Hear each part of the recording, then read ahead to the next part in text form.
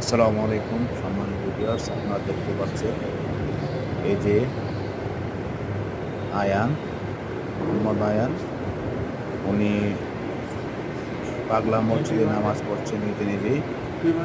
আর আমরা বসে আছি, আমি, আদি, রোহান, আমরা বসে বসে ওর নামাজ পড়া দেখতেছি।